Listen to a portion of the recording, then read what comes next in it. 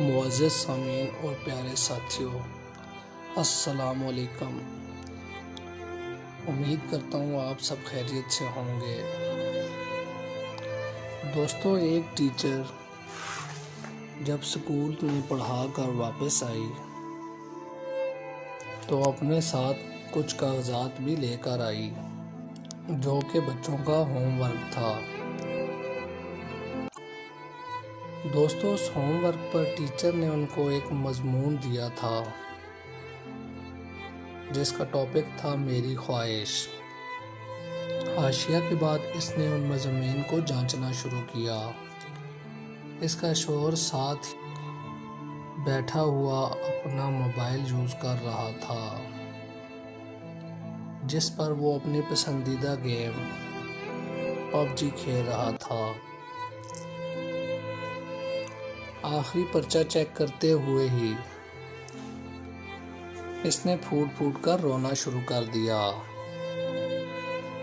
इसका रोना सुनकर इसका हस्बैंड दूर से चलता हुआ इसके पास आया और आकर पूछा कि तुम क्यों रो रही हो, आखिर क्या हुआ है। तो इस पर उसकी बीवी ने जवाब दिया कि कल मैंने तमाम बच्चों को मेरी ख्वाहिश पर मजमून लिखने को कहा था। मैं वही चेक कर रही थी कि इस आखिरी बच्चे के मजमून ने मुझे इतना मुतासर किया कि मेरी आंखों से आंसू निकल आए और मुझसे बर्दाश्त नहीं हो सका और मैं बेतहाशा रोने शुरू हो गई। तो उस पर उसका शौहर भी हैरान हो गया और पूछने लगा, आखिर क्या मजमून है, ज़रा मुझे भी तो सुनाओ। तो उसकी बीवी पढ़ने लगी कि मेरी ख्वाहिश है कि काश मैं भी एक स्मार्ट मोबाइल फ़ोन होता, क्योंकि मेरे वालिदैन मोबाइल से बहुत प्यार करते हैं और उसको बहुत संभाल कर रखते हैं। इसलिए मेरी ख्वाहिश ये है कि काश मैं भी मोबाइल फ़ोन बन जाऊं और वो मुझे भी मोबाइल फ़ोन की तरह बहुत प्यार करें और हर वक्त मैं उनके हाथों में हूं,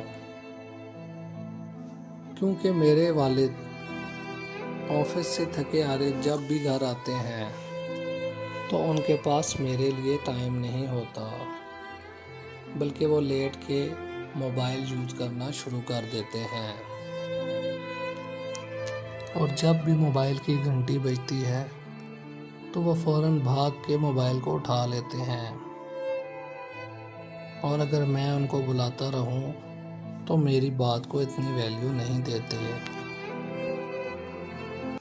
इसलिए मेरी ख्वाहिश है कि मैं मोबाइल फ़ोन बन जाऊं।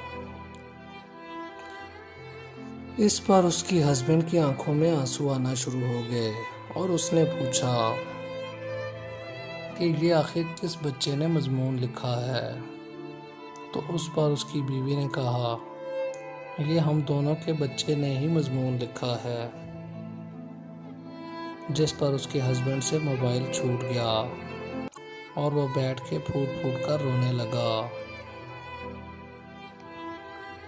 तो दोस्तों, आज की इस कहानी से हमें यह सबक मिलता है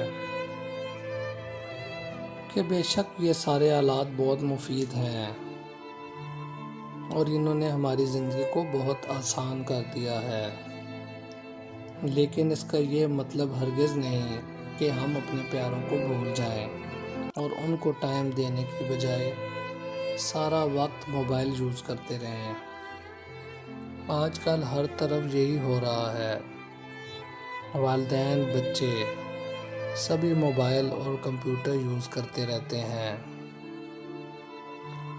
और एक दूसरे के लिए किसी के पास टाइम नहीं। इसलिए हम सबको चाहिए कि हम हर चीज़ को एक प्रॉपर टाइम दें और बच्चों की तरबियत में भी ध्यान दें।